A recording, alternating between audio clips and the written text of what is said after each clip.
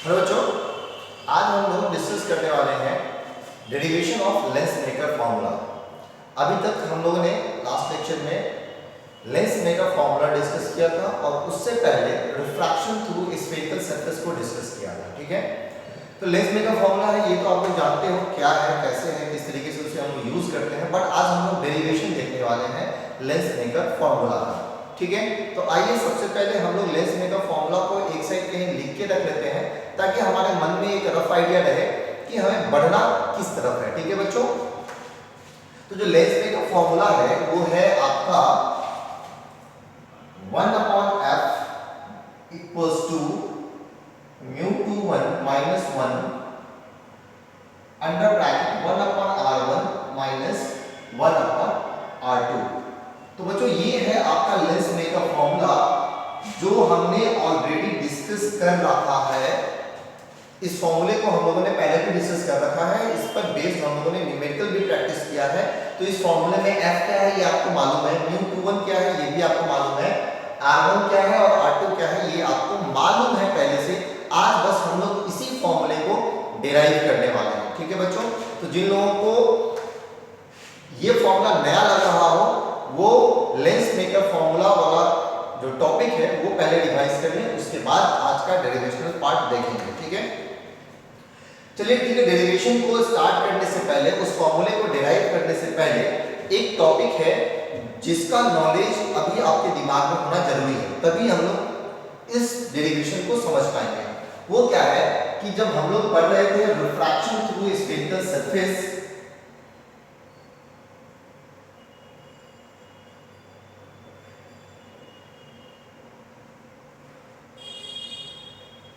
तो उसमें एक फॉर्मूला है हमारे पास μ2/v minus μ1/u equals to μ2 minus μ1/r। तो बच्चों ये फॉर्मूला हम लोगों ने डिराइव किया था रिफ्रैक्शन थ्रू स्फेरिकल सरफेस के लिए। ठीक है, तो इसका नॉलेज भी अभी आपका जरूरी है। अगर ये टॉपिक आपका अभी क्लियर रहेगा तभी हम लोग इस डेरिवेशन को समझ पाएंगे, लेंस मेकर फॉर्मूला को। मैं अभी आपको कंफर्म कर देता हूं कि लेंस मेकर फॉर्मूला का डेरिवेशन थोड़ा कॉम्प्लेक्स है, बहुत आसान नहीं है। तो अगर ये डेरिवेशन आपको समझना है तो आपको रिफ्रैक्शन थ्रू स्फेरिकल सरफेस का जो फॉर्मूला है μ2/v minus μ1/u equals to μ2 minus μ1/r, ये फॉर्मूला आपको अच्छे से समझ में आना चाहिए। फॉर्मूला समझ में आना चाहिए, डेरिवेशन इसका समझ में आना चाहिए, तभी आप इस टॉपिक को समझ पाओगे। तो मेरा एक बहुत ही काइंड रिक्वेस्ट है कि अभी का टॉपिक देखने से पहले, ये टॉपिक पढ़ने से पहले आप लोग रिफ्रैक्शन थ्रू स्फेरिकल सरफेस को रिवाइज करो और जो लेंस मेकर फॉर्मूला पर बेस्ड हम लोगों ने एक लेक्चर दिया था उसको रिवीजन करो। मतलब 2 लेक्चर आपको रिवाइज करना है। ठीक है, एक रिफ्रैक्शन थ्रू स्फेरिकल सरफेस और दूसरा लेंस मेकर फॉर्मूला। आज हम लोग डेरिवेशन करने जा रहे हैं, तो डेरिवेशन समझने के लिए इस टॉपिक का और इस टॉपिक का क्लियर होना जरूरी है। तो चलिए स्टार्ट करते हैं हम लोग। तो first of all we will draw a lens. तो ये हमारा एक कॉन्वेक्स लेंस है बच्चों। अब देखो इस कॉन्वेक्स लेंस में हम लोग कुछ नेमिंग करते हैं। Let's say this is a, ये पॉइंट है आपका बी, ये पॉइंट है आपका सी, ये पॉइंट है आपका डी और ये रहा हमारा प्रिंसिपल एक्सिस।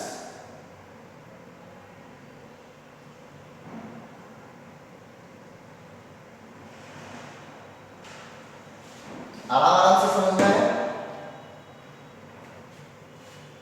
कोई जल्दीबाजी नहीं है। अब तो ये जो लेंस है, इधर आपका कोई भी मीडियम हो सकता है, इधर भी आपका कोई मीडियम होगा। तो कंसीडर ये करना है कि ये मीडियम और ये मीडियम सेम है। अब ये लेंस आपका अगर पानी में रखा होगा, किसमें रखा होगा? पानी में, वाटर में, तो यहाँ जो रिफ्रैक्टिव इंडेक्स होगा वो वाटर का रिफ्रैक्टिव इंडेक्स होगा, यहाँ भी जो रिफ्रैक्टिव इंडेक्स होगा वो वाटर का रिफ्रैक्टिव इंडेक्स होगा। तो ये लेंस जिस भी मीडियम में रखा हुआ है उस मीडियम का रिफ्रैक्टिव इंडेक्स यहाँ पे आपको मेंशन करना पड़ेगा। तो हम लोग मेंशन करते हैं इधर का रिफ्रैक्टिव इंडेक्स μ1 और इधर का भी रिफ्रैक्टिव इंडेक्स होगा μ1। तो μ1 किसका रिफ्रैक्टिव इंडेक्स है, याद रखना किसका रिफ्रैक्टिव इंडेक्स है, तो μ1 उस मीडियम का रिफ्रैक्टिव इंडेक्स है जिसमें लेंस रखा हुआ है। अगर एयर में रखा हुआ है तो ये एयर का रिफ्रैक्टिव इंडेक्स होगा, यहाँ भी एयर का रिफ्रैक्टिव इंडेक्स लेना है हम लोगों को।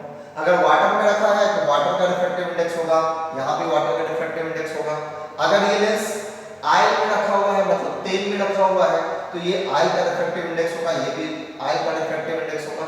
तो इन शॉर्ट आप बस इतना समझ लो कि ये μ1 जो है वो उस मीडियम का रिफ्रैक्टिव इंडेक्स है जिसमें ये लेंस रखा हुआ है। ठीक है, तो चलो हम लोग इस बात को यहाँ पे नोट डाउन भी कर लेते हैं।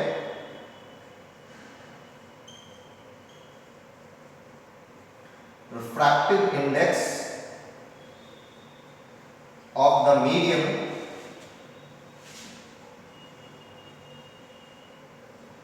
in which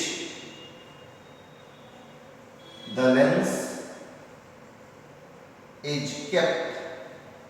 तो जिस मीडियम में लेंस रखा है उस मीडियम का रिफ्रैक्टिव इंडेक्स है μ1। जरूरी नहीं है कि लेंस हमेशा आपका एयर में रखा हो सकता है लेंस आपका वाटर में रखा हो सकता है लेंस आपका ऑयल में रखा हो, या हो सकता है एयर में भी रखा हो। तो μ1 आपका रिफ्रैक्टिव इंडेक्स हो गया उस मीडियम का जिसमें ये लेंस रखा हुआ है। नेक्स्ट, लेंस ग्लास का बना होगा तो लेंस का भी अपना एक रिफ्रैक्टिव इंडेक्स होगा और उसे हम लोग रिप्रेजेंट करते हैं μ2। तो μ2 क्या है बच्चों, लेंस का रिफ्रैक्टिव इंडेक्स। लेंस जिस भी मटेरियल का बना हुआ है उस मटेरियल का रिफ्रैक्टिव इंडेक्स। तो चलो इसको भी हम लोग नोट डाउन कर लेते हैं। μ2 है refractive index of the material of lens। ठीक है बच्चों, हालांकि जो कोई इस टॉपिक को पढ़ा है उसको पता है μ1 क्या है और μ2 क्या है, लेकिन फिर भी मैं यहाँ पर इसको एक्सप्लेन कर रहा हूँ। ठीक है, तो μ2 क्या है, μ2 है refractive index of the material of this lens. जिस मटेरियल से लेंस बना हुआ है उस मटेरियल का रिफ्रैक्टिव इंडेक्स है। इन जनरल लेंस जो है वो ग्लास का ही बना होता है, लेकिन ग्लास भी कितने वैरायटी का होता है, इस कारण से μ2 का वैल्यू आपका चेंज हो सकता है अगर ग्लास का क्वालिटी चेंज होता है तो। ठीक है, चलो आगे बढ़ते हैं। अब इसका डेरिवेशन करना है।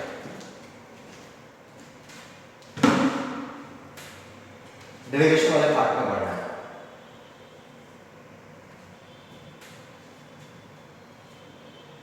तो डेरिवेशन करने के लिए हम लोग क्या करते हैं कि सबसे पहले ये जो आपका लेंस है इस लेंस में हम लोग एक रे डायग्राम बनाते हैं। क्या बनाते हैं, रे डायग्राम। चलिए देखते हैं। तो अज्यूम कर लो यहां पर कोई एक पॉइंट साइज ऑब्जेक्ट है, यहां से लाइट इस सरफेस पे फॉल किया। ठीक है, अब जैसे ही सरफेस पे फॉल किया तो यहाँ पे अब इसका मीडियम चेंज होगा, क्योंकि यहाँ पे मान के चलो एयर था तो अब यहाँ पर ग्लास है। जब मीडियम चेंज होगा तो यहाँ पे रिफ्रैक्शन होगा बच्चों।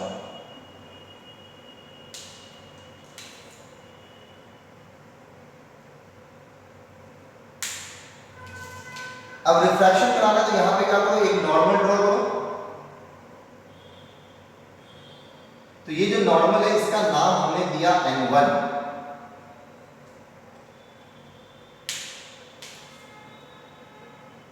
तो एक्चुअल में इस इंसिडेंट रे का जो पाथ है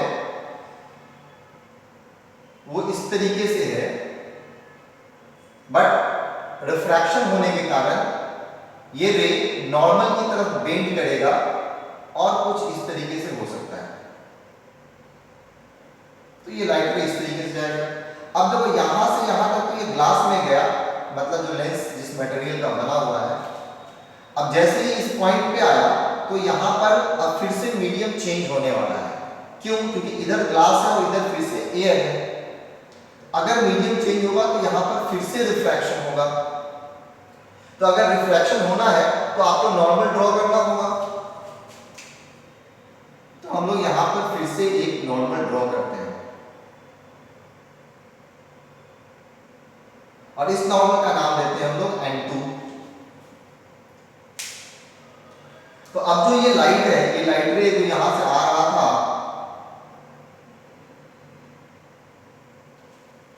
उसे जाना तो कुछ इस तरीके से था, लेकिन अब ये नॉर्मल से अवे डेविएट करेगा। क्यों नॉर्मल से अवे डेविएट करेगा? क्योंकि ये ग्लास है और ये एयर है। ठीक है बच्चों, तो ग्लास आपका डेंसर मीडियम है और एयर आपका रेयर मीडियम है। तो जब डेंसर से रेयर मीडियम में जाएगा तो ये नॉर्मल से अवे डेविएट करेगा और ये कुछ इस तरीके से आकर के यहां पर मिलेगा।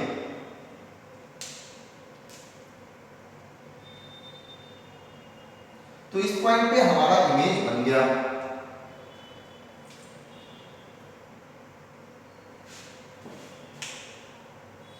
ठीक है, क्लियर है? तो जब लाइट रे एक बार लेंस में इन किया उस समय रिफ्रैक्शन हुआ यहां पे, और फिर जब ये बाहर आ रहा था लेंस से उस समय रिफ्रैक्शन हुआ। तो किसी भी लेंस से जब लाइट रे पास करता है तो कितनी बार रिफ्रैक्शन होता है बच्चों? तो आंसर होगा twice. So whenever a light ray passes through a lens, it gets refracted twice. जबकि हम लोग अपने कन्वीनियंस के लिए क्या करते हैं? एक लेंस बनाते हैं, ये प्रिंसिपल एक्सिस बनाते हैं, ये ऑप्टिकल सेंटर लेते हैं, यहां पे कहीं आपका ऑब्जेक्ट होता है और लाइट रे को यहां से बीच में ले जाते हैं और फिर डायरेक्टली इसको यहां पे प्रिंसिपल एक्सिस पे मिला करके इमेज बना देते हैं। तो ये जो हम लोग करते हैं, ये अगर प्रैक्टिकली देखा जाए तो गलत है, लेकिन कन्वीनियंस के लिए हम लोग ऐसा करते हैं और ये गलत नहीं माना जाता है, हम लोग इसको करते हैं। ठीक है, ये एक्सेप्टेड है इस तरीके का रे डायग्राम। तो हम लोग यहाँ पर जो दो टाइम रिफ्रैक्शन हुआ है उस दोनों टाइम के रिफ्रैक्शन को यहीं पे हम लोगों ने रिप्रेजेंट कर दिया है एक ही बात बीच में। जबकि रिफ्रैक्शन किस पॉइंट पे होगा?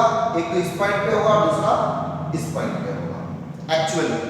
लेकिन कन्वीनियंस के लिए, सुविधा के लिए हम लोग यहाँ से लाइट रे को लेकर के बीच में जाते हैं और यहाँ पर एक बार बेंडिंग दिखाते हैं और फिर यहाँ पे बना लेकर के इमेज बना लेते हैं। तो आपको याद रखना है कि ये जो करते हैं ये सिर्फ और सिर्फ कन्वीनियंस के लिए करते हैं, एक्चुअल में ऐसा नहीं होता है, एक्चुअल में इस तरीके से होता है।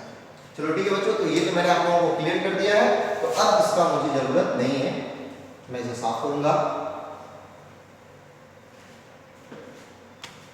आप लोग इस पॉइंट को नोट डाउन कर लेना। जस्ट ये लिखने के बाद अपने कॉपी में इस पॉइंट को नोट डाउन कर लेना। मैं सेंटेंस को फिर से रिपीट कर देता हूं। क्या है sentence? Whenever a light ray enters into a lens, it gets refracted twice. और लिखना हो तो आप इसमें ऐड कर सकते हो once when it enters into the lens and next when it comes out of the lens. ठीक है, तो आप लोग इस बात को अपने कॉपी में नोट डाउन कर सकते हो। खैर चलो ये बात क्लियर है, आगे बढ़ते हैं। तो अब देखो ये जो लेंस है इसका फर्स्ट सरफेस देखो, ध्यान दो, ए बी सी, ये इस लेंस का फर्स्ट सरफेस है। A B C first surface है। तो हम लोग क्या करेंगे, अभी फर्स्ट सरफेस को वहां पे ड्रॉ करेंगे।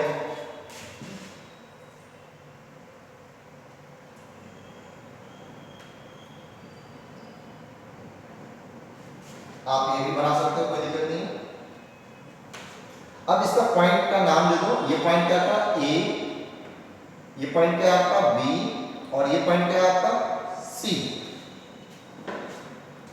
तो ये आपका फर्स्ट सरफेस हो गया है ना।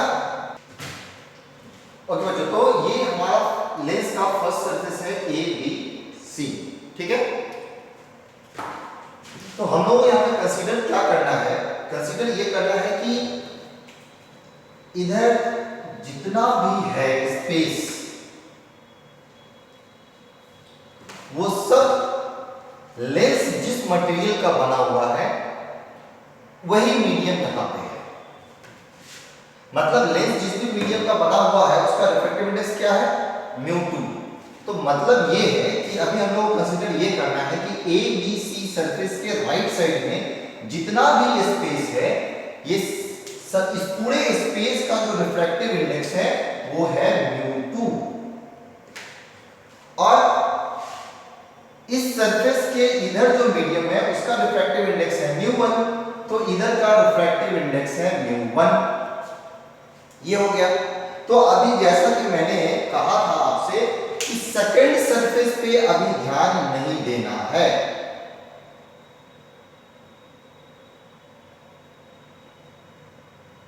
तो ये जो आपका सेकंड सरफेस है इस पे अभी कोई ध्यान नहीं देना है, इसलिए मैंने इसे अभी डॉटेड लाइन से बनाया है। तो इसका परजेंस अभी नहीं है। फिलहाल हम लोग रिफ्रैक्शन देखने वाले हैं फर्स्ट सरफेस से। क्या है first surface? A B C. तो यहां पे हम लोग लिख सकते हैं refraction through first surface, refraction through first surface. क्या है first surface? A B C, A B C, ये हो गया। ठीक है, तो देखते हैं कैसे करना है।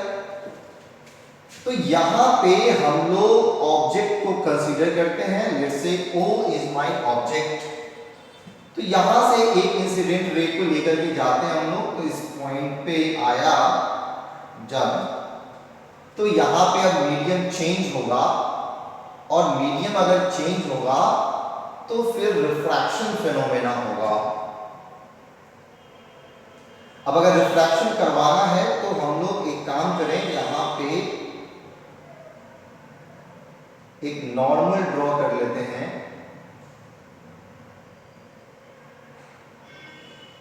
और इस नॉर्मल को पूरा एक्सटेंड करते हैं प्रिंसिपल एक्सिस तक। अब ये आप लोग बताओ कि ये जो नॉर्मल प्रिंसिपल एक्सिस पे आकर के मीट किया है, इस पॉइंट को क्या कहेंगे हम लोग? तो इस पॉइंट को कहेंगे हम लोग सेंटर ऑफ कर्वेचर। तो centre of curvature first surface का है, इसलिए इसे हम लोग लिखेंगे C1। C1 is the centre of curvature of the first surface A B C. ये नॉर्मल था, तो इस पॉइंट को हम नाम देंगे N1। इस पॉइंट का नाम देते हैं हम लोग N1। ठीक है बच्चों। अब देखो यहां पे क्या है कि जब रिफ्रैक्शन होगा तो ये लाइट का जो एक्चुअल पाथ है, मतलब ये इस लाइट का एक्चुअल पाथ है, तो ये नॉर्मल की तरफ बेंड करेगा। क्यों नॉर्मल की तरफ बेंड करेगा? क्योंकि ये रेयर से डेंसर मीडियम में जा रहा है। ये आपका एयर है और ये आपका ग्लास है। तो जब रेयर से डेंसर मीडियम में जाएगा लाइट, तो क्या होगा? नॉर्मल की तरफ बेंड करेगा। तो चलो इसको अब हम लोग नॉर्मल की तरफ बेंड कराते हैं, और कहीं यहां पे आकर के ये मिल जाएगा। ठीक है बच्चों, तो इस पॉइंट पे आकर के ये प्रिंसिपल एक्सिस पे मिल गया। तो अभी सिचुएशन जो है, मतलब कि इस साइड आपका एयर है और इस साइड आपका पूरा ग्लास है। तो इस सिचुएशन में अगर यहां पे आपका ऑब्जेक्ट है तो इस जगह पे इमेज बनेगा। तो ये हम लोगों ने सिचुएशन कंसीडर किया है, एक्चुअल सिचुएशन तो ऐसा है नहीं। तो ये जो इमेज बना, ये एक्चुअल इमेज नहीं है आपका, ये फाइनल इमेज नहीं है। तो यहां पर हम लोग उसको लिख देते हैं I1। क्या लिखते हैं बच्चों? I1। So I1 is the image position. I1 is the image position of the object after refraction from first surface. ठीक है बच्चों, after refraction from first surface। तो आप चाहो तो आप इसको रिप्रेजेंट कर सकते हो, या तो आप I1 बताओ, या फिर आप B से लेके I1 तक के डिस्टेंस को क्या कहोगे? Image distance. क्या कहोगे बच्चों? Image distance. तो B से लेके I1 तक का जो डिस्टेंस है वो है हमारा इमेज डिस्टेंस। तो हम लिखते हैं BI1 क्या है मेरा? Image distance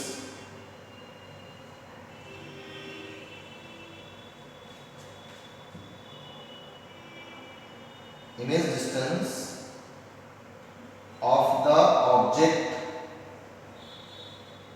after refraction from the first surface. क्या नाम है फर्स्ट सरफेस का? ABC। काम खत्म। और OB क्या है बच्चों? तो ये फर्स्ट सरफेस से लेके ऑब्जेक्ट तक का डिस्टेंस है, तो OB आपका ऑब्जेक्ट डिस्टेंस है। OB के बारे में लिखो, ऑब्जेक्ट डिस्टेंस, बस सिंपल। OB हमारा ऑब्जेक्ट डिस्टेंस है बच्चों, ठीक है।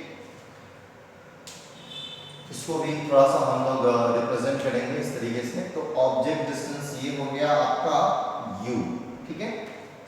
और यहां से लेकर के यहां तक का जो डिस्टेंस है ये है इमेज डिस्टेंस, इसे हम लिखेंगे V1। एक्चुअल में ये फाइनल इमेज नहीं है, इसलिए इसका नाम दिया गया है I1। और ये जो डिस्टेंस है इसे हम लोग V1 नेमिंग करके रखे हैं, क्योंकि ये फाइनल इमेज आपका नहीं है। तो बच्चों रिफ्रैक्शन थ्रू स्फेरिकल सरफेस का फॉर्मूला जो है वो है μ2 by v minus μ1 by u equals to μ2 minus μ1 upon r, है ना। तो चलो लिखते हैं अभी हम लोग फॉर्मूला। फॉर्मूला है as we know the formula for refraction through spherical surface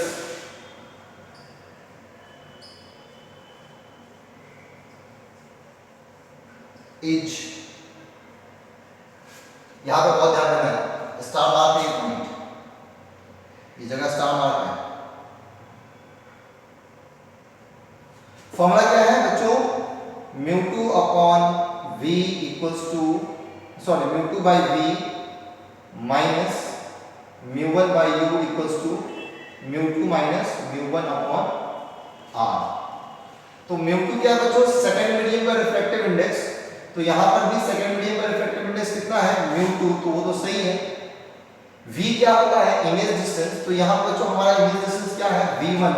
तो हम लोग यहां पर लिखेंगे v1 माइनस μ1। तो μ1 क्या होगा बच्चों? फर्स्ट मीडियम का रिफ्रैक्टिव इंडेक्स। तो यहां पर ऑब्जेक्ट आपका इस मीडियम में है और इसका भी रिफ्रैक्टिव इंडेक्स जो है μ1 ही है। तो फर्स्ट मीडियम का रिफ्रैक्टिव इंडेक्स यहां पे μ1 है, तो μ1 सही है। ऑब्जेक्ट डिस्टेंस u है equals to μ2 minus μ1 upon r। तो यह r क्या होगा बच्चों? Radius of curvature. तो ये जो स्फेरिकल सरफेस है इसका रेडियस ऑफ कर्वेचर कहां से कहां तक आएगा? ये आपका आएगा r1। तो ये हम लिखेंगे बच्चों r1, ठीक है। तो जो रेडियस ऑफ कर्वेचर है उसके हिसाब से हमें यहां पे लिखना चाहिए r1, ओके। अब यहां पे क्या करना है? अब यहां पे आपको v1, u और r1 को रिप्लेस करना है इन डिस्टेंसेस से। OB, BI1 और BC1 से आपको रिप्लेस करना है। और ध्यान रहे यहां पे हम लोगों को साइन कन्वेंशन लेना है, ठीक है। तो साइन कन्वेंशन लो और तब लिखो यहां पर यूजिंग साइन कन्वेंशन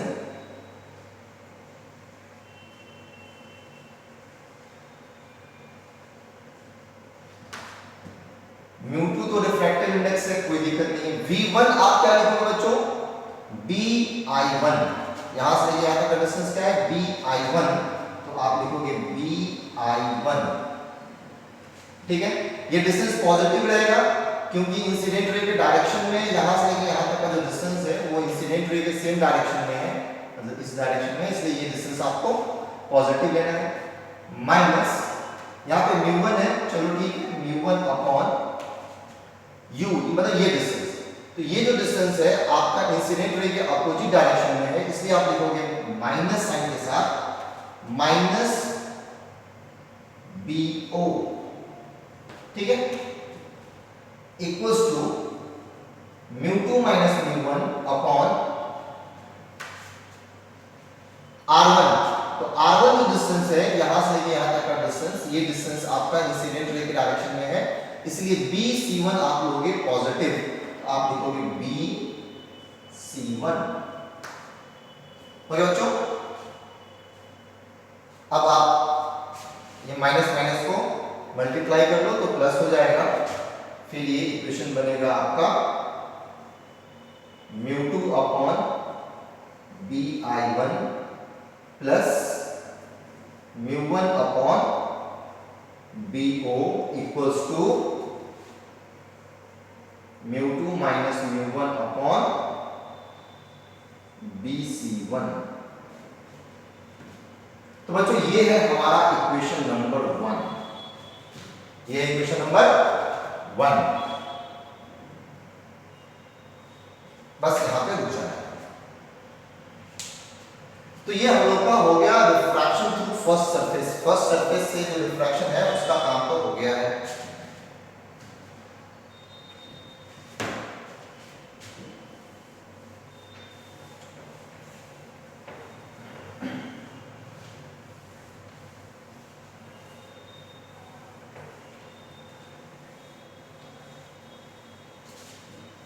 अब हम लोग करने वाले हैं रिफ्रैक्शन थ्रू सेकंड सरफेस।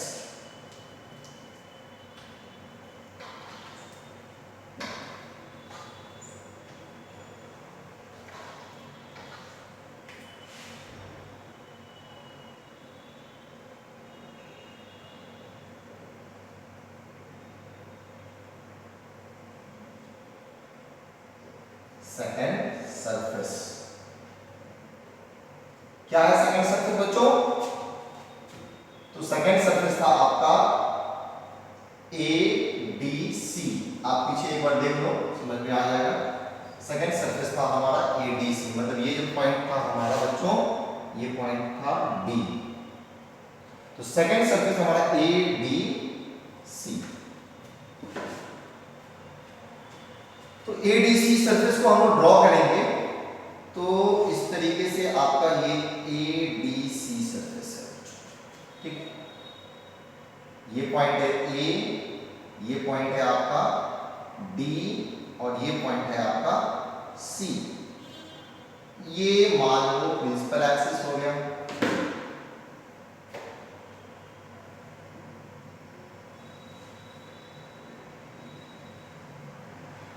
ठीक है, तो ये ADC आपका सेकंड सरफेस है। अब देखो सेकंड सरफेस जो है उसके इधर अगर आप लेंस को ध्यान से याद करो तो जो लेंस था हमारा, उस लेंस में ये था A, ये था D और ये था पॉइंट C। ये था A, ये था B और ये पॉइंट था C। तो अब ये जो सेकंड सरफेस है, इस सेकंड सरफेस के इधर का मीडियम क्या है? तो μ1। और ADC के राइट साइड का मीडियम क्या है? तो वो है μ2। तो उसी हिसाब से अब यहां पर हम लोगों को मेंशन करना होगा रिफ्रैक्टिव इंडेक्स। तो ADC जो सरफेस है उसके राइट साइड में मीडियम जो है उसका रिफ्रैक्टिव इंडेक्स कितना है? μ1। तो यहां पे रिप्रेजेंट करो μ1। और ADC सरफेस के लेफ्ट साइड में जो मीडियम है उसका रिफ्रैक्टिव इंडेक्स कितना है? μ2। तो इधर आप लिखोगे रिफ्रैक्टिव इंडेक्स μ2। ठीक है बच्चों, तो हम लोगों ने रिफ्रैक्टिव इंडेक्स को मेंशन कर दिया है। थोड़ा सा नीचे लिख लेते हैं इसको, μ2। हमने रिफ्रैक्टिव इंडेक्स को मेंशन कर दिया। तो सेकंड सरफेस जो आपका ADC है उसके राइट साइड में जो रिफ्रैक्टिव इंडेक्स है वो है μ1 और लेफ्ट साइड में जो रिफ्रैक्टिव इंडेक्स है वो है μ2। यहां तक क्लियर? तो ये बात समझ में आ गया? इसे हम साफ कर देते हैं। आराम से समझना है, कहीं कोई जल्दीबाजी नहीं।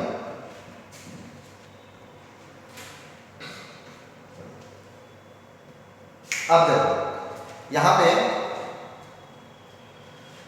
थोड़ा समझना है, थोड़ा कॉमन सेंस लगाना है। अभी आप उस फिगर में देखो, वहां पे ध्यान से देखो उस फिगर में, और मुझे बताओ कि ADC सरफेस पे लाइट कहां से आ रहा है? तो बच्चों यहां पे आपको समझ में आएगा, ये आपका ADC सरफेस है और यहां इसके सरफेस पे जो लाइट आ रहा है वो ये है, ये है ना। तो इसी लाइट को आपको यहां पर रिप्रेजेंट करना है। और आप बताओ लाइट कहां जाकर के मिल रहा है प्रिंसिपल एक्सिस पे? तो बच्चों I1 पे। तो ये जो लाइट है अगर इसे मैं इसी तरीके से जाने दूं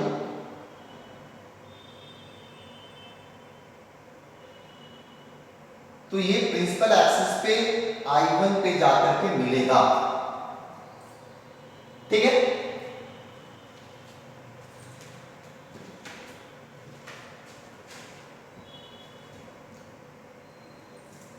आकर के कहां मिलेगा? I1 पे। आराम से समझना है। अब मेरा एक सवाल है आप लोगों से, रे ऑप्टिक्स में आप ऑब्जेक्ट को किस तरीके से डिफाइन करते हो? What is object?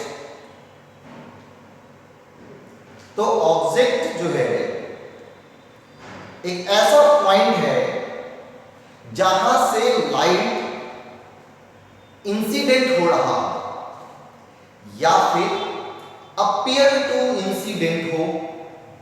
दो बात बनी गई। ऑब्जेक्ट क्या है? तो ऑब्जेक्ट एक ऐसा पॉइंट है जहां से लाइट इंसिडेंट हो रहा हो या फिर अपीयर टू इंसिडेंट हो रहा हो। ये दो बात है। तो अगर डायरेक्टली किसी पॉइंट से लाइट इंसिडेंट होता है तो उसे हम लोग रियल ऑब्जेक्ट कहते हैं। क्या कहते हैं? Real object. और अगर अपीयर टू इंसिडेंट होता है किसी पॉइंट से, जैसा कि इस केस में है, ये लाइट यहां से आ रहा है ना, ये लाइट इधर आ रहा है और ऐसा लग रहा है कि कहां पे? ये I1 पे जाकर के मिलेगा। तो I1 से आता हुआ ऐसा लगेगा कि ये कहां पे आ रहा है? I1 की तरफ आ रहा है। तो इसे हम लोग बोलेंगे वर्चुअल ऑब्जेक्ट। अगर ऐसा अपीयर होता है कि यहां से आ रहा है तो फिर हम लोग बोलते हैं उसे वर्चुअल ऑब्जेक्ट। तो यहां पे I1 क्या हो गया बच्चों? I1 इस सरफेस के लिए ABC के लिए वर्चुअल ऑब्जेक्ट कहा जाता है। इस बात को मेंशन करो यहां पे।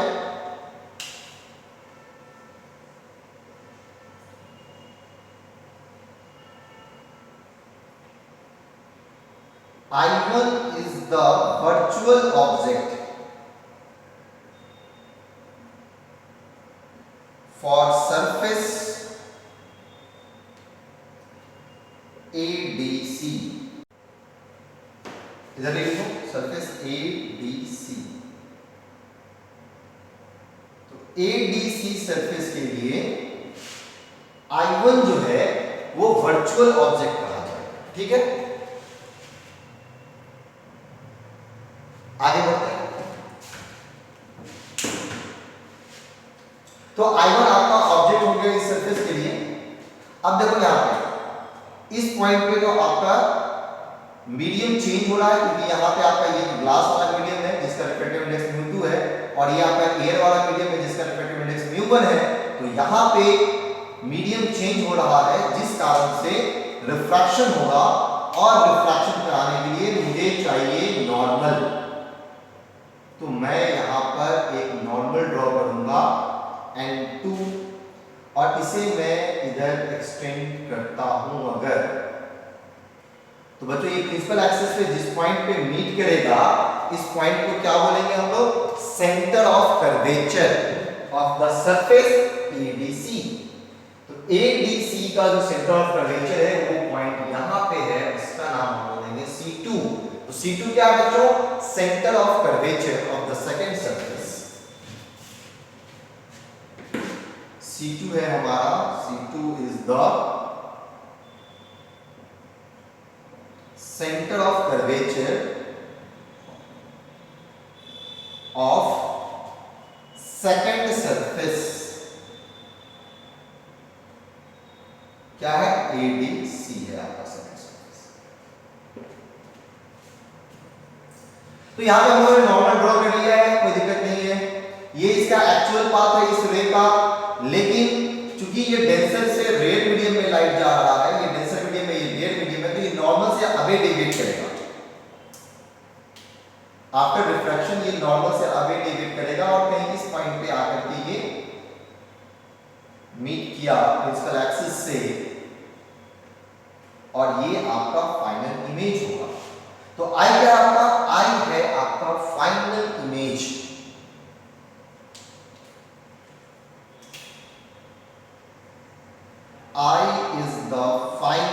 image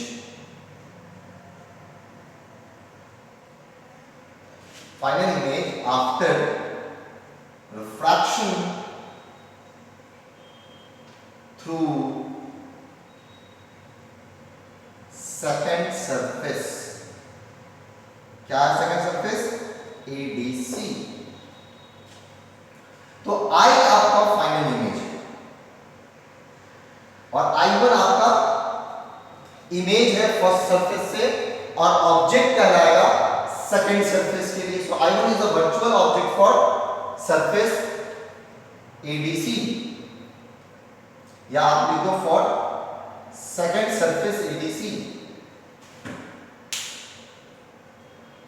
ठीक है बच्चों, रेड डायग्राम समझ में आ गया हम लोगों को. अब यहां पर रिफ्रैक्शन थ्रू स्फेरिकल सरफेस का जो फॉर्मूला है वो हम लोगों को यूज करना होगा. ठीक है,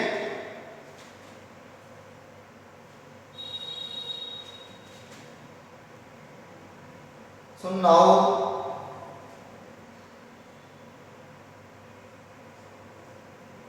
apply the formula of refraction through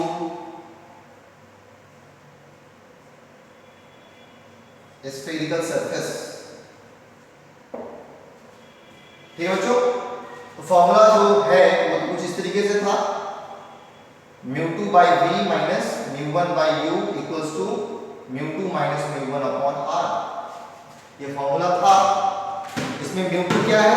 second medium का रिफ्रैक्टिव इंडेक्स. v क्या है? Image distance. μ1 क्या है? फर्स्ट मीडियम का रिफ्रैक्टिव इंडेक्स. u क्या है? Object distance. और r है आपका रेडियस ऑफ कर्वेचर. तो अभी यहाँ जो μ2 μ1 है उसको इससे रिलेट अभी डायरेक्टली नहीं करना है, अदरवाइज आप गलती कर रहे हैं. ये μ2 ये वाला μ2 नहीं है, ये μ1 ये वाला μ1 नहीं है. आप चाहो तो एक काम करो, यहाँ पे आप μ2 μ1 की जगह पे आप n2 n1 लिख लो, नाम थोड़ा सा बदल दो. n2 n1 यहाँ पे भी n2 माइनस n1 ये कर लो, ज्यादा करना है. तो n2 क्या है बच्चों? Refractive index of the second medium जिसमें लाइट जाएगा. n1 क्या है? Refractive index of the first medium जिसमें लाइट इंसिडेंट करेगा. और r आपका radius of curvature. Okay, v है हमारा इमेज डिस्टेंस. तो यहां से यहां तक का जो डिस्टेंस है ये है आपका v. इमेज है ये इमेज है ये v. और यहां से लेकर के यहां तक का जो डिस्टेंस है ये आपका ऑब्जेक्ट है. इस बात को ध्यान में रखना है. मैं लिख देता हूं, this is my object, virtual object. Virtual object है. ठीक है, तो ये जो डिस्टेंस है d से लेकर के I1 तक का डिस्टेंस बच्चों, इसे हम लोग लिखेंगे v1. क्या लिखेंगे बच्चों? v1. आप देखो b से लेके I1 तक का डिस्टेंस क्या था? v1. यहां पर क्या d से लेके I1 तक का डिस्टेंस क्या है? v1. अब आप कहोगे सर b से लेकर I1 तक का डिस्टेंस भी v1 और आप कह रहे हो d से लेकर के I1 तक का भी डिस्टेंस v1. ये क्या हिसाब किताब है भाई? तो ये हिसाब किताब इसलिए है बिकॉज ये लेंस बहुत पतला है. लेंस कैसा है? बहुत ही पतला है, थिन लेंस है. ये लेंस जो है वो कैसा है बच्चों? ये लेंस है थिन लेंस. तो थिन लेंस होने की वजह से हम लोग ये कंसीडर कर सकते हैं कि B और D बहुत पास है. पॉइंट B और पॉइंट D बहुत पास है, बहुत क्लोज है. तो इसलिए हम लोग बोल सकते हैं B से लेके I1 तक का डिस्टेंस v1 और D से लेके I1 तक का भी डिस्टेंस v1. तो वही हम लोग यहां पर लिखेंगे D से लेके I1 तक का भी डिस्टेंस v1. तो यहां पे अब देखो v क्या है? Image distance. u क्या होता है? Object distance. तो ऑब्जेक्ट डिस्टेंस तो इसमें मेरा v1 है, तो हम लोग लिखेंगे v1. v1 क्या मेरा? Object distance. यहां पे लिख दो v1 है मेरा object distance. Object distance for surface क्या है, ADC। चलो आगे बढ़ते हैं। अब साइन कन्वेंशन का यूज करो, यूजिंग साइन कन्वेंशन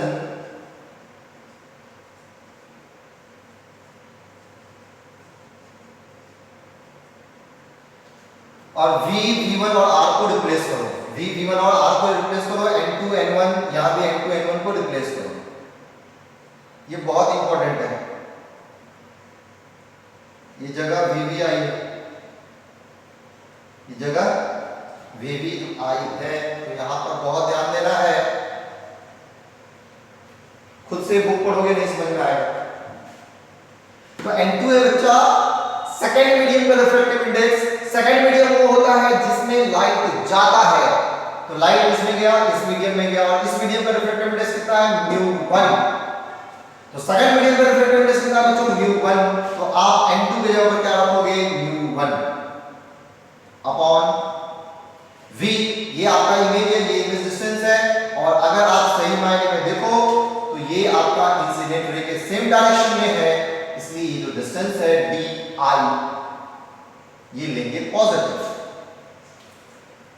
तो यहां पर लिखेंगे हम लोग DI image distance minus N1 होता है बच्चों फर्स्ट मीडियम का रिफ्रैक्टिव इंडेक्स। फर्स्ट मीडियम क्या होता है, तो वो मीडियम जिसमें लाइट इंसिडेंट करता है। तो बच्चों यहां पे ये मेरा इंसिडेंट रे है, और इस मीडियम का रिफ्रैक्टिव इंडेक्स कितना है, μ2। तो हम N1 की जगह पे क्या रखेंगे, μ2 अपॉन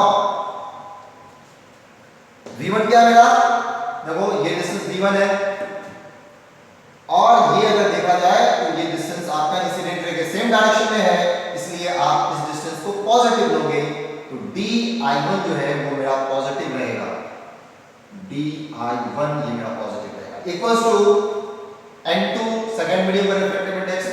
सेकंड मीडियम का रिफ्रैक्टिव इंडेक्स कितना है बच्चों, μ1, तो μ1 माइनस N1 फर्स्ट मीडियम का रिफ्रैक्टिव इंडेक्स वो कितना है, μ2 अपॉन R। R क्या है, रेडियस ऑफ कर्वेचर। तो इस सरफेस का रेडियस ऑफ कर्वेचर तो यहां पे है, ये है आपका R, तो यहां पे R2 कर दो, ये है R2। तो R2 जो डिस्टेंस है बच्चों वो इंसिडेंट रे के अपोजिट डायरेक्शन में है, इसलिए ये डिस्टेंस हम लोग को लेना पड़ेगा नेगेटिव, और हम लोग लेंगे dc2 को माइनस में, तो माइनस dc2 हो गया।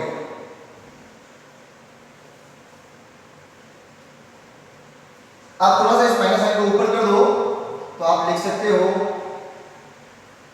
μ1 upon DI minus μ2 upon DI1 equals to, इसको अगर माइनस को ऊपर ले जाओगे तो ये प्लस होगा और ये माइनस होगा, हम लोग लिख सकते हैं μ2 माइनस μ1 अपॉन dc2।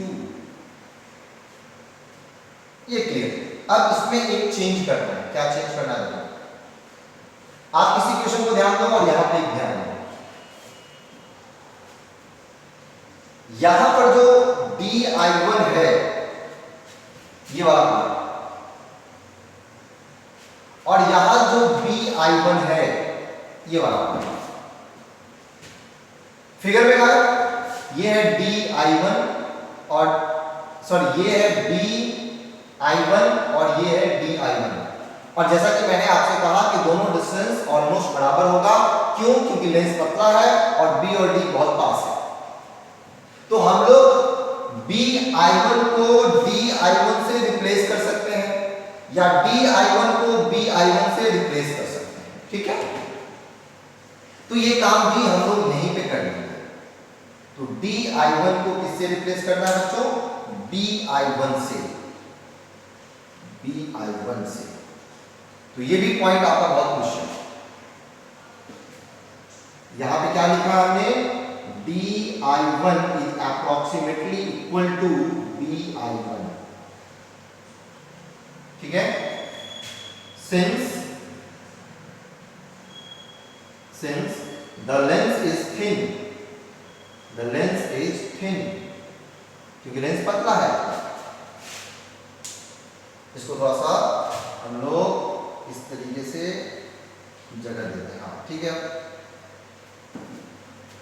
तो इक्वेशन क्या बना, μ1 by bi minus μ2 by bi1 equals to μ2 minus μ1 upon bc2, और ये है हमारा इक्वेशन नंबर 2। ये है इक्वेशन नंबर 2, ये है इक्वेशन नंबर 1।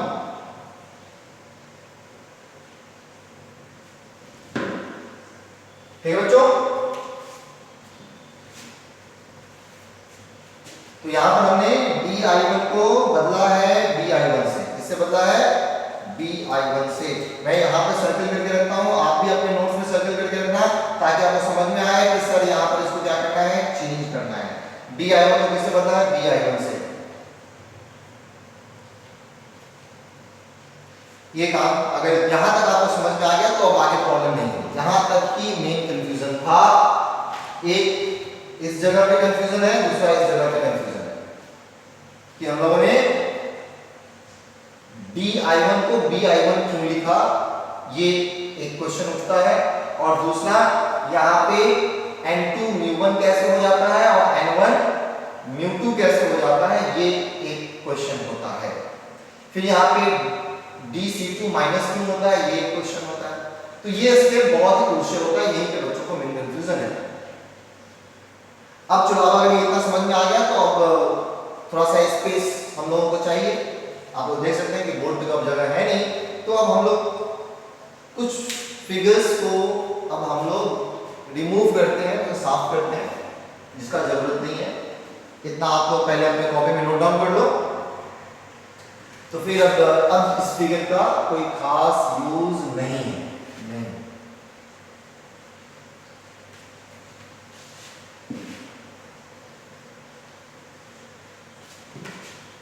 और ना ही यहां पे कोई यूज है।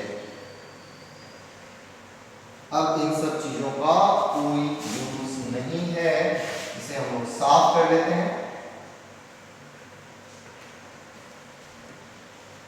हाँ, इक्वेशन नंबर 1 का यूज है, इसलिए हम लोगों ने अभी उसे साफ नहीं किया है।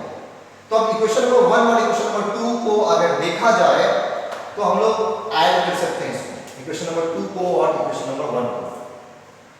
अब देखो, अगर 1 और 2 को ऐड करोगे तो क्या होगा, ये वाला पार्ट पूरा कटेगा μ2 by bi1 और μ2 by bi1। ये माइनस μ2 by bi1 है और ये μ2 by bi1 प्लस में है।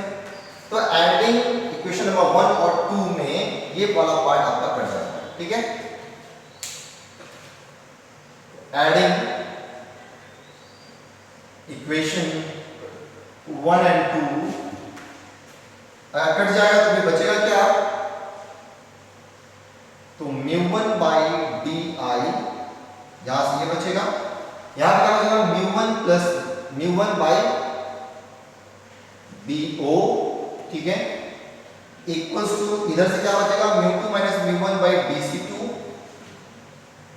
μ2 माइनस μ1 by dc2, और इधर से क्या बचेगा, तो μ2 माइनस μ1 by bc1 हो गया।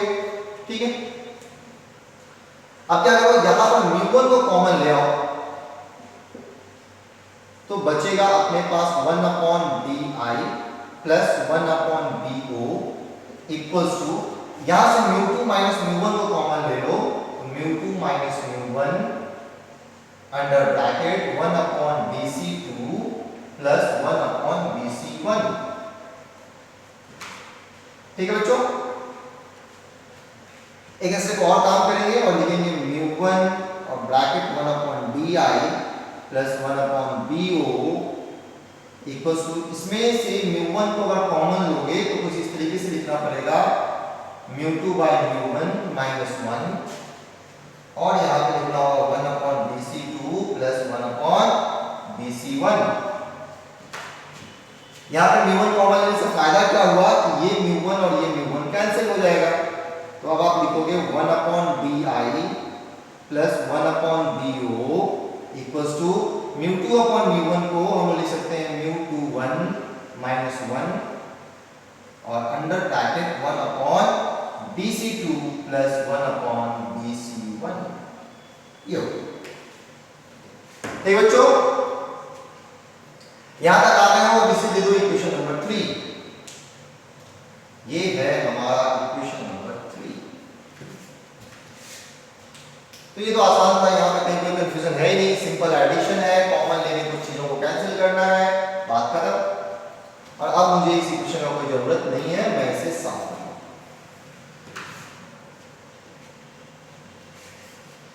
इधर भी इन चीजों का कोई जरूरत नहीं है, इसे भी साफ करो।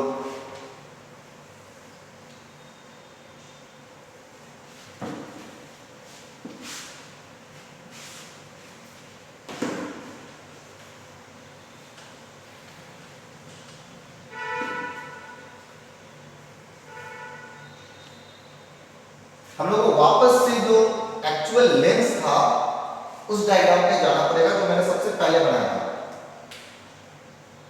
याद करो, ये लेंस था आपका ए बी सी और ये रहा आपका डी, है ना। तो बच्चों डी आई क्या है आपका, तो डी आई है आपका इमेज, ये आपका इमेज है, ठीक है। और ओ आपका ऑब्जेक्ट है, तो ये तो आपका ऑब्जेक्ट है और ये आपका इमेज, ऑब्जेक्ट यू, ये भी। अगर आप बताओ कि ये ऑब्जेक्ट इनफाइनाइट पे चला जाए, कहां चला जाए, ये ऑब्जेक्ट चला जाए इनफाइनाइट पे, तो इमेज कहां पे बनेगा, ये फोकस पे। कहां पे बनेगा बच्चों, फोकस पे। अगर ऑब्जेक्ट इनफाइनाइट पे हो तो इमेज कहां पे बनेगा, फोकस पे। तो यहां पे लिखो as we know if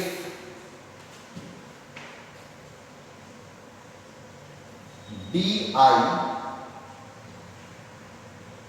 equals to minus infinity, तो बी ओ क्या हो जाएगा मेरा, सॉरी उल्टा हो गया ना यहां पे,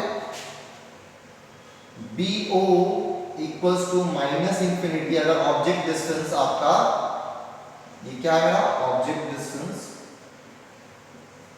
तो डी आई जो है मतलब इमेज डिस्टेंस, वो हो जाएगा एफ। और ये एफ क्या रहेगा बच्चों, पॉजिटिव। ये एफ क्या रहेगा, पॉजिटिव। तो v equals to F, u equals to minus infinity, तो D I equals to F. तो हम लोग इसको एलिमिनेट करेंगे इक्वेशन नंबर 3 में using this, using in equation number 3। तो क्या लिखे हम लोग, 1 अपॉन डी आई की जगह पे F plus 1 upon minus infinity equals to mu two 1 minus 1 under bracket 1 upon D C two plus 1 upon B C 1। अब देखो any number divided by infinity is 0, तो आपके पास फाइनली क्या बचता है, 1 upon F equals to mu two 1 minus 1 under bracket 1 upon D C two plus 1 upon B C 1। ठीक है बच्चों, अब आते हैं डी सी टू और बी सी 1 पे, ठीक है, डी सी टू और बी सी 1 पे। तो इसका नाम दे दो बच्चों इक्वेशन नंबर 4, फिलहाल इसका नाम देंगे इक्वेशन नंबर 4। तो DC2 क्या है बच्चों, तो DC2 आपका रेडियस ऑफ कर्वेचर है सेकंड सरफेस का। DC2 क्या है, रेडियस ऑफ कर्वेचर है सेकंड सरफेस का, जो कि माइनस में है। ये R2 क्या रखना है आपको, माइनस में। तो जरा सा इससे साफ कर लो, ये तो बस बीच में ऐसे ही समझने के लिए बनाया गया था।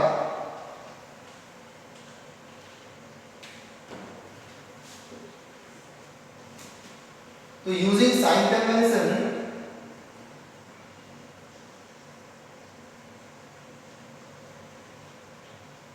हम लोग लिखेंगे DC2 इक्वल्स टू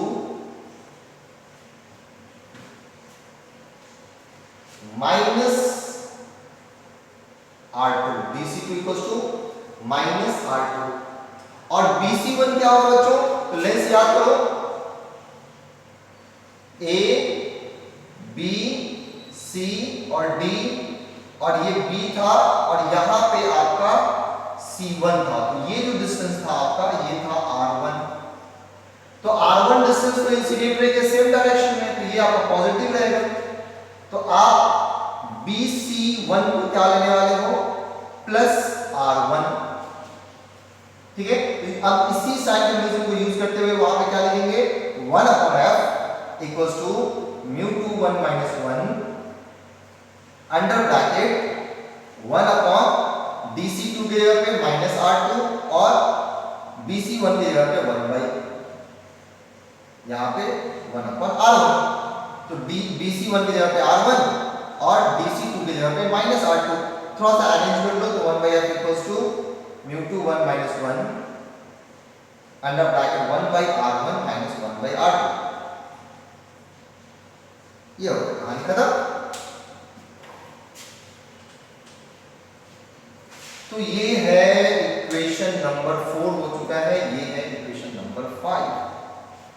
और मैं आपको बता दूं कि ये जो फॉर्मूला है यही तो है लेंस मेकर का फॉर्मूला। आप देखो वहां पे, दिस is known as, या above equation is known as Lensmaker formula. Above equation is known as Lensmaker formula. ये रहा, यही मेरा पर्पस था, यही तक आना था हम लोगों को और हम लोग आ चुके हैं। तो अब ऊपर वाले फिगर को भी मिटा दो, इसका भी कोई काम अब नहीं है। तो आप लोग एक बात को नोटिस कर रहे हो कि पूरे डेरिवेशन में मुझे फिगर का, डायग्राम का बहुत यूज आता है। तो अगर मैं प्रॉपर्ली डायग्राम ना बनाऊं और मैं उस डायग्राम को ना समझूं तो डेरिवेशन कर पाना संभव नहीं है। आप कितनी बार भी प्रैक्टिस कर लोगे, आप कितनी बार भी याद कर लो, आप रट लो, कोई फायदा नहीं है। 2 दिन 3 दिन के बाद आपको भूल ही जाना है, जब तक कि आप रे डायग्राम को अच्छे से प्रैक्टिस नहीं करते हो। बच्चे क्या सोचते हैं, अरे रे डायग्राम का क्या मतलब है, जो स्टेप्स है उसे बस याद कर दो, एग्जाम में लिख दो, बात खत्म। बट ऐसा जो कोई भी सोचता है वो बच्चा अपने लाइफ में कभी कुछ नहीं हासिल कर सकता है। बिकॉज फिजिक्स याद करने का चीज तो बिल्कुल भी नहीं है। जब तक आप समझोगे नहीं चीजों को, कॉन्सेप्ट्स को, तब तक फिजिक्स पढ़ने का कोई मतलब नहीं है। खैर ठीक है, लेंसमेकर का फॉर्मूला तो अपना डिराइव हो गया। अब थोड़ा सा इधर हम लोग साफ सफाई करेंगे, जगह बनाएंगे, और एक टॉपिक इसमें और है जो अभी हम लोगों को डिराइव करना है, वो मैं बता दूं आपको क्या है। वो है मुझे डिराइव करना लेंस फॉर्मूला। क्या? Lens formula.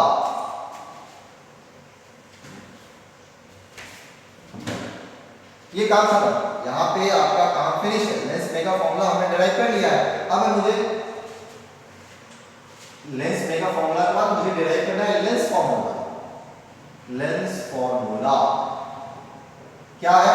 1/d minus 1/u equals to 1/f। तो अगर आपको लेंस फॉर्मूला डिराइव करना है बच्चों, तो आपको ध्यान देना होगा इक्वेशन नंबर 3 और इक्वेशन नंबर 4। किसकी बात कर रहा हूं मैं? इक्वेशन नंबर 3 और इक्वेशन नंबर 4। अब आप देखो इक्वेशन नंबर 3 और इक्वेशन नंबर 4 में आरएचएस सेम है क्या? ये पूरा चीज देखो और ये पूरा चीज देखो, सेम है क्या? तो बिल्कुल सेम है। μ21 माइनस 1, यहां पे μ21 minus 1, 1/dc2 1/dc2 plus 1/bc1 1/bc1। ठीक है sir, right hand side same है। तो from equation number 3 and 4 we can say RHS are same, therefore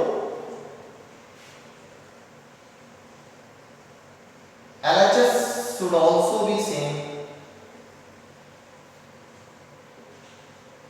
should also be same।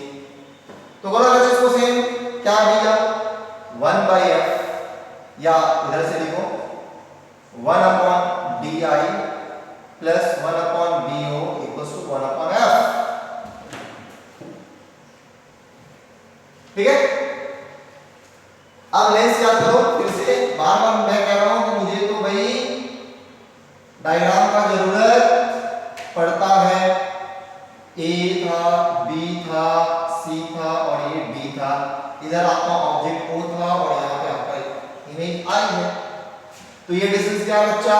Object distance u। ये distance क्या है बच्चा? Image distance v। तो ये इंसिडेंट रे के अपोजिट डायरेक्शन में है, तो यूजिंग साइन कन्वेंशन क्या करोगे? आप लिखोगे OB इक्वल्स टू क्या? माइनस यू या प्लस यू बच्चा? इंसिडेंट रे के अपोजिट डायरेक्शन में जाना पड़ रहा है, तो यू आपको लेना पड़ेगा माइनस। तो OB equals to minus U और DI क्या लेना पड़ेगा बच्चों? इंसिडेंट रे के सेम डायरेक्शन में जा रहे हैं तो पॉजिटिव, तो DI मुझे लेना पड़ेगा V। तो अगर साइन कन्वेंशन को यूज कर रहे हैं तो हम लोग क्या लिख सकते हैं? DI की जगह पे V, BO की जगह पे माइनस U, तो यहां पे डायरेक्ट लिखो minus U equals to 1 by f। हो गया? तो ये क्या है आपका बच्चों? Lens formula. ये क्या है हमारा? Lens formula. तो this is known as lens formula. This is known as lens formula. I hope समझ में आ रहा होगा। एक तो लेंस मेकर फॉर्मूला और दूसरा लेंस फॉर्मूला। यहां पे ये दो चीज हम लोगों को डिराइव करना था, लेंस मेकर फॉर्मूला और लेंस फॉर्मूला। बच्चों टॉपिक आसान नहीं है, सच में आसान नहीं है। तो समझने के लिए इस वीडियो लेक्चर को आपको 2 बार या 3 बार रिपीट करके देखना पड़ सकता है। अगर एक बार में समझ में आ जाए बहुत अच्छा, वेल एंड गुड। नहीं तो दोबारा देखो, तीसरी बार देखो, तो 2 या 3 बार में आपको ये अच्छे से समझ में आ जाएगा। और फिर वीडियो देखते देखते अपना नोट्स खुद से तैयार करो, तब जाकर के ये टॉपिक आपका कंफर्म समझ में आ जाएगा, तब फिर कोई दिक्कत इसमें नहीं आएगी। तो ये था बच्चों lens formula and lens maker formula. I hope आप लोगों को जरूर समझ में आएगा। ठीक है, नेक्स्ट इसमें हम लोग मैग्निफिकेशन की डिस्कस कर लेते हैं। मैग्निफिकेशन याद है, magnification of lens equals to क्या होता है बच्चों? Minus v upon u। Magnification s dash by h equals to minus v by u। चलो उसे भी हम लोग डिस्कस करेंगे, उसे भी हम लोग डिराइव करेंगे। तो उससे पहले हम लोगों को बोर्ड साफ करना होगा, वो भी कर लेते हैं। ओके बच्चों, तो अभी हम लोग डिस्कस करने वाले हैं मैग्निफिकेशन थ्रू लेंस। और शायद आपको पता है कि मैग्निफिकेशन थ्रू लेंस का फॉर्मूला क्या है। तो वो है m equals to h dash by h equals to minus v upon u। h dash by h equals to v upon u। ये मैग्निफिकेशन थ्रू लेंस है। ठीक है, ये फॉर्मूला हम लोगों को पहले से ही पता है, क्लास 10 में भी पढ़ रखे हैं। अभी इसका डेरिवेशनल पार्ट कर रहा हूं। ठीक है, तो चलिए मैग्निफिकेशन को लिखिए आप इमेज हाइट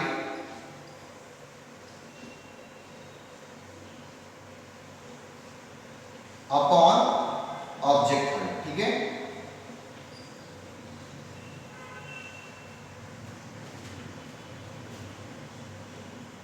तो बच्चों इमेज कौन है आपका? a dash b dash. a dash b dash है हमारा इमेज, और a b क्या है अपना? ये है object.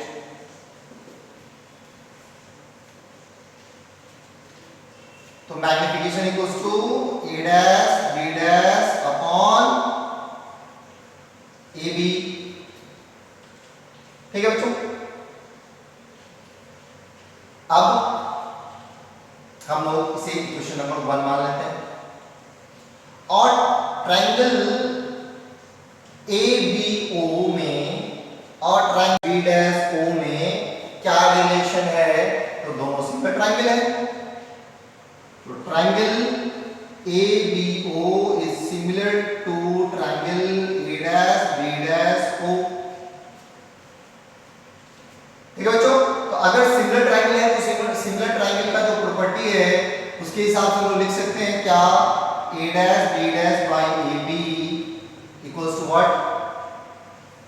AO, sorry A dash B dash है ना, तो यहां पर A डैश O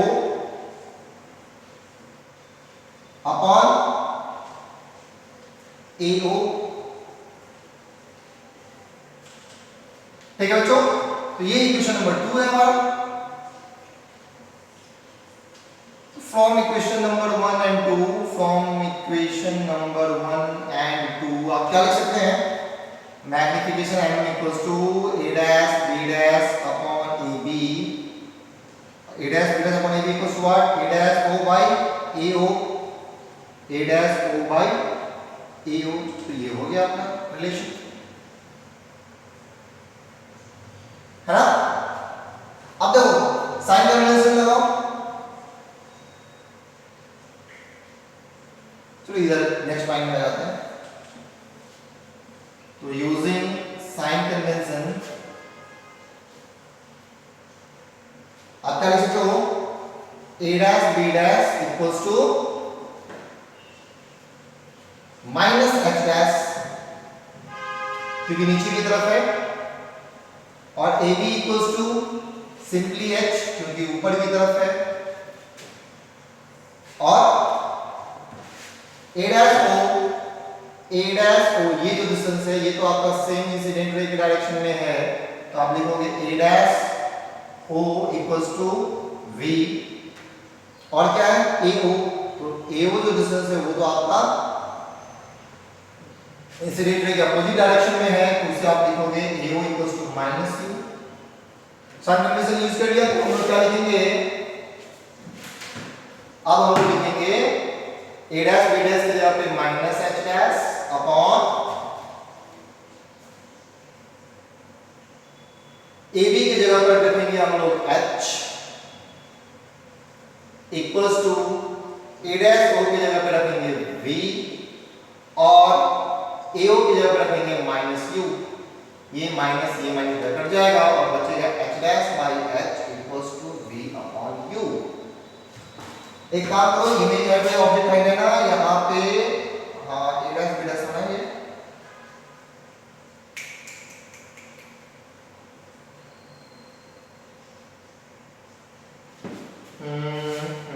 ये चलो ठीक है, a डैश b डैश ही रहने दो इसको। ठीक है, तो अब हमारे पास क्या आ गया? h dash by h equals to v by u, therefore magnification m, magnification m equals to h dash by h equals to v by u। ये रिलेशन है आपका, बस इसे याद रखो। तो हम लोगों ने मैग्निफिकेशन भी डिफाइन कर लिया, डिराइव भी कर लिया। अब है बच्चों इसमें एक टॉपिक कि अगर एक से ज्यादा लेंस आपके पास है, कॉम्बिनेशन ऑफ लेंसेज है, तो फिर मैग्निफिकेशन क्या होगा? Magnification when there are more than one lenses, मतलब two or more than two lenses are in combination, तब के लिए एक पॉइंट है, बहुत ही इंपॉर्टेंट पॉइंट है, इस बात को यहाँ पे नोट डाउन करो। Magnification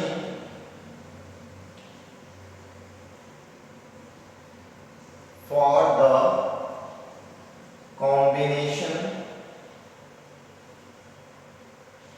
magnification for the combination of two or more than two lenses।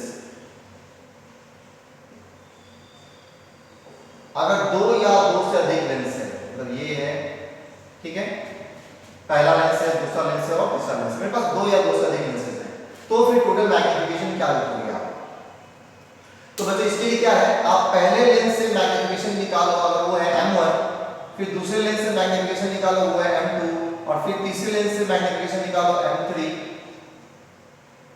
और इन सभी को मल्टीप्लाई करो, ठीक है। तो m equals to m1 into m2 into m3 as so on mn, ये रिलेशन, ये बहुत इंपॉर्टेंट है, याद रखना। जहां m1 क्या है, m2 क्या है, m3 क्या है, तो ये सब है आपका magnification through first lens, second lens, third lens, ऐसा, ठीक है। अगर मेरे पास दो या दो से अधिक लेंसेज हैं तो उन दोनों लेंसेज के कारण या उन सभी लेंसेज के कारण जो टोटल मैग्निफिकेशन होगा वो मल्टीप्लिकेशन होगा मैग्निफिकेशन ऑफ ईच लेंसेज का, ठीक है बच्चों। तो आज के लिए इतना ही।